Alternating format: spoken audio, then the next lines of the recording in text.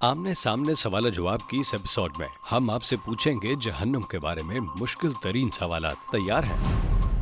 अल्लाह पूरी कायनात का रब होने के बावजूद ऐसे इंसान को इतनी सख्त और जालिमाना धमकियां क्यों देता है जो इस कायनात में नुक्ते के बराबर भी नहीं है? वो लोग जो अपनी जिंदगी में खूब नेकियां करते हैं मगर अल्लाह को नहीं मानते, क्या वो भी जहन्नम में जाएंगे? जहन्नम हमेशा के लिए क्यों है? इस दुनिया की मुख्तसर जिंदगी की बुनियाद पर क्या गलत कामों की सजा हमेशा के लिए देना इंसाफ है?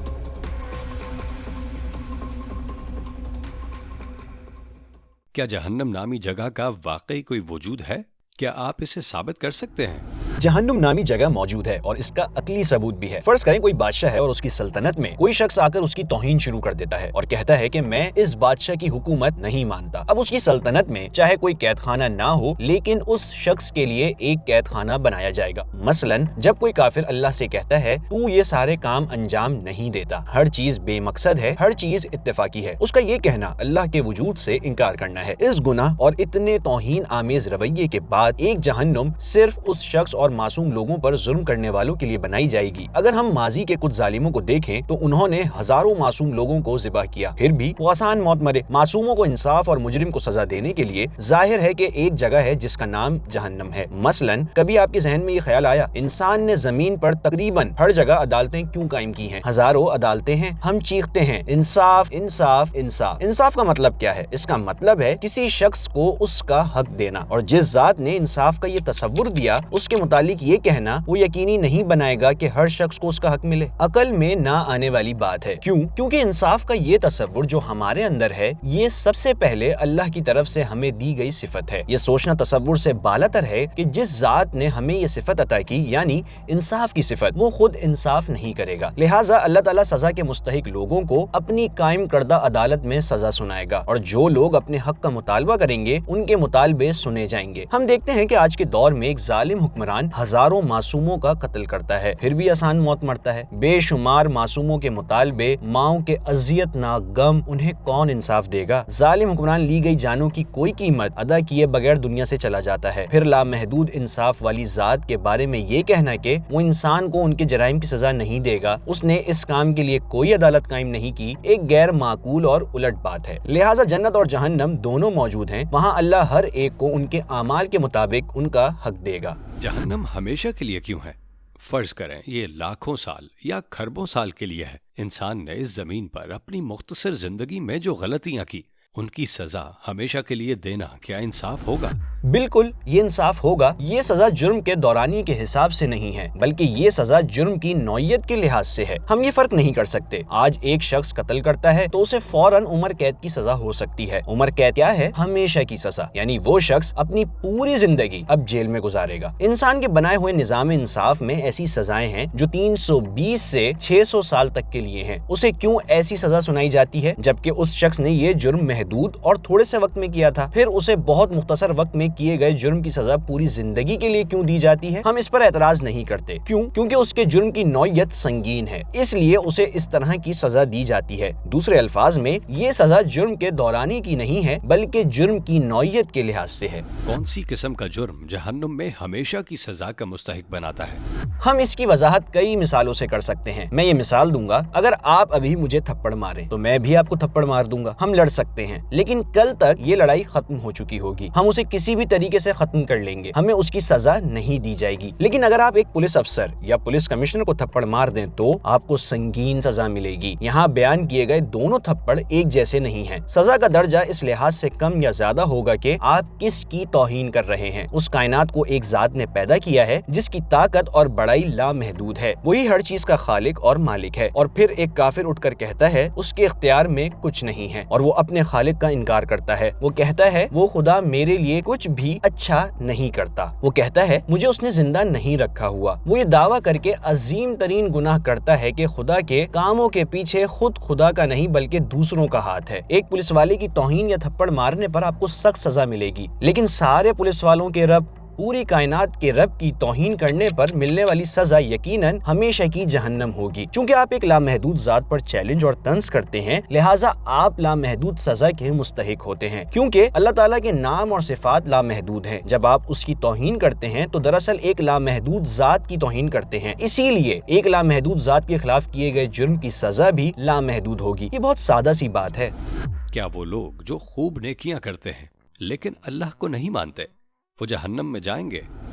नेकी और बदी आपस में ताल्लुक रखने वाले तसव्वुरात हैं। हम किसी शख्स को नेक कहते हैं, लेकिन क्या वो वाकई नेक होता है? हो सकता है वो हमारी नजर में नेक हो, क्या वो अल्लाह की नजर में भी नेक है? इसकी वजाहत एक मिसाल से हो सकती है। तसव्वुर करें, एक बादशाह है, वो अपनी सारी दौलत एक शख्स को देकर कहता है, इस गाँव में जाओ और वहाँ मौजूद तमाम गरीबों की जरूरतें पूरी करो। वो आदमी बादशाह का सारा माल लेकर वहाँ जाता है और नेकियां करने लगता है। ये सारी नेकियां बादशाह के खाते में है। क्यों? क्योंकि इन नेकियों के लिए बादशाह की दौलत दरकार थी। क्या खुद उसके पास ये सब था? नहीं, बादशाह किसी और के जरिए भी ये नेकियां करवा सकता था। अब अगर ये नेकियां करने वाला शख्स कहे, बादशाह का उन नेकियों से कोई ताल्लुक नहीं, ये सब मैंने किया है, यकीनन बादशाह की नजर में वो सजा का मुस्तहिक होगा। लोगों को वो नेक इंसान लग सकता है क्योंकि बज़ाहिर उसने ही ये नेकियां की हैं। लोगों की नजर में नेकी ये होती है, लेकिन चूंकि उसने ये कहकर बादशाह की तौहीन की, ये सारी नेकियां मैंने की हैं, और वो बादशाह को इसका जायज क्रेडिट नहीं देता, तो जाहिर है कि बादशाह की नजर में वो सजा का मुस्तहिक होता है। इस मिसाल की तरह कोई कह सकता है कि मैं तने तन्हा इस नेकी का करने वाला हूँ। जब कोई कहता है ये सब मैंने खुद किया है, तो उसकी बात के लिए मजबूत दलील दरकार होती है। आपके नेकी करने के लिए सोलर सिस्टम का मुवाफिक तौर पर काम करना जरूरी है।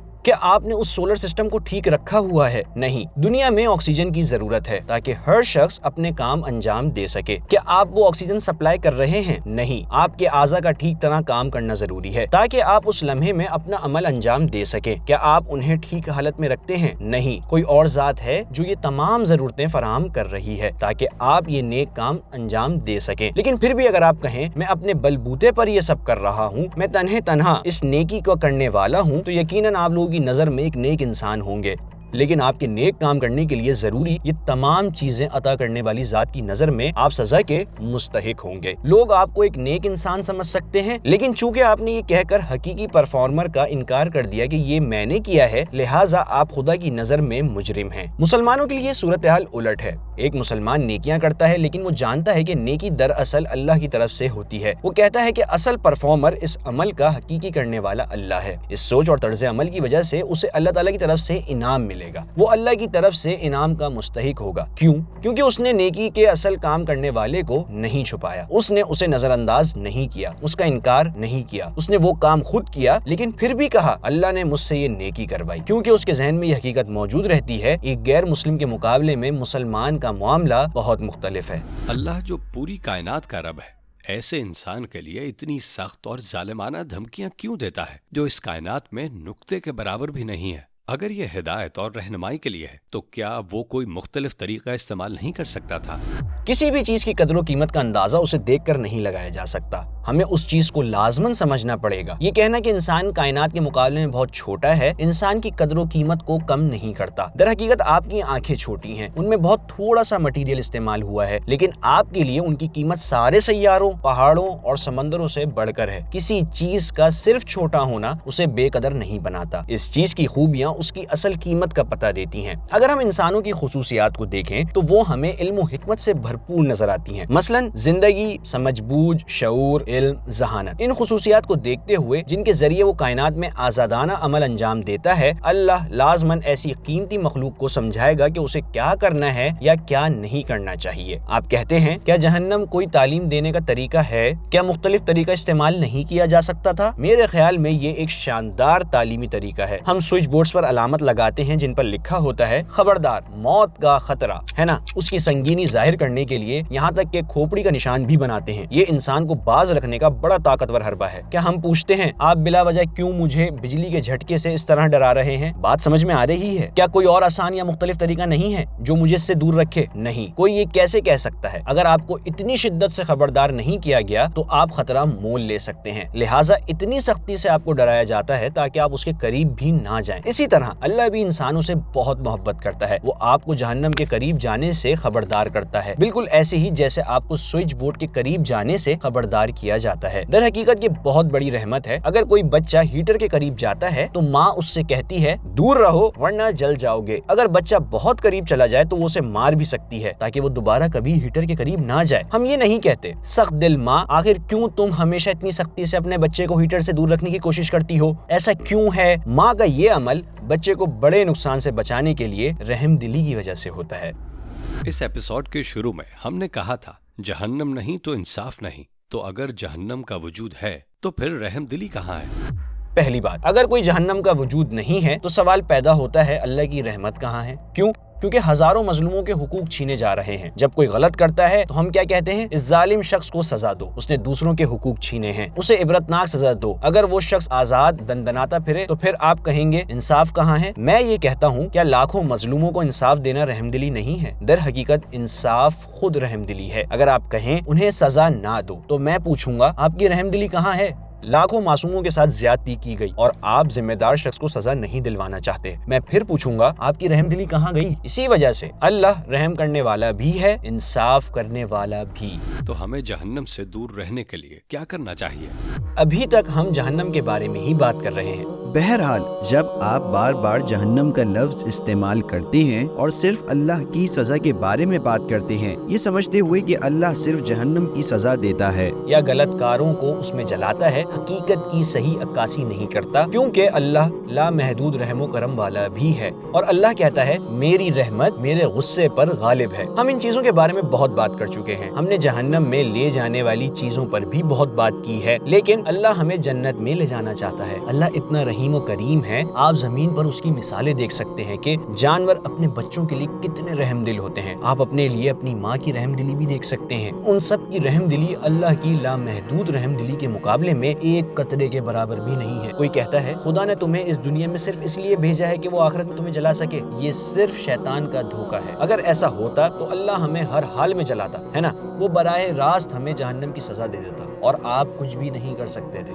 لیکن اللہ ہمیں اس دنیا میں بھیجتا ہے اور ہمیں جنت میں لے جانا چاہتا ہے۔ اللہ اپنی محبت اور شفقت ہمیں ہر جگہ دکھاتا ہے۔ اللہ انصاف پسند ہے اور اس کا انصاف لامحدود ہے۔ چونکہ اس کا انصاف لامحدود ہے لہٰذا وہ تمام غلطیوں کا حساب رکھے گا تاکہ ہمیں وہ غلطیاں کرنے سے باز رکھے۔ اس نے پیغمبر، کتابیں اور اسکالرز بھیجے تاکہ ہمیں سیدھا راستہ مل سکے۔ اللہ ہمیں جلائے گا سے یہ نہ سمجھیں کہ وہ ہمیں مسلسل سزا دے گا، یہ سچ نہیں ہے، کیونکہ اللہ نے ایک آیت اتاری ہے جو گناہ کرنے کے بعد توبہ کرنے والوں کو خوشخبری سناتی ہے۔ اے میرے وہ بندو جنہوں نے اپنی جانوں پر زیادتی کر رکھی ہے، دوسرے الفاظ میں میرے وہ بندو جنہوں نے بہت زیادہ گناہ کیے ہیں، اللہ کی رحمت سے مایوس نہ ہو، یقین جانو اللہ سارے کے سارے گناہ معاف کر دیتا ہے۔ سورۃ الزمر آیت 53، وہ سارے گناہ معاف کر دیتا ہے۔ کیا یہ معقول بات ہے کہ اللہ آپ کو آگ میں جلانا چاہتا ہے؟ کیا اس نے صرف جلانے کے لیے آپ کو پیدا کیا ہے؟ جہنم کا وجود ہے اور بہت سے ایسے سوالات ہیں جو لوگ اس کے بارے میں پوچھتے ہیں، ہم نے ان میں سے مسلسل پوچھے جانے والے کچھ سوالات کے جواب دینے کے لیے یہ ویڈیو بنائی ہے۔ اللہ کی مہربانی اور رحم دلی لامحدود ہے، اللہ ہمیں جنت میں لے جانا چاہتا ہے۔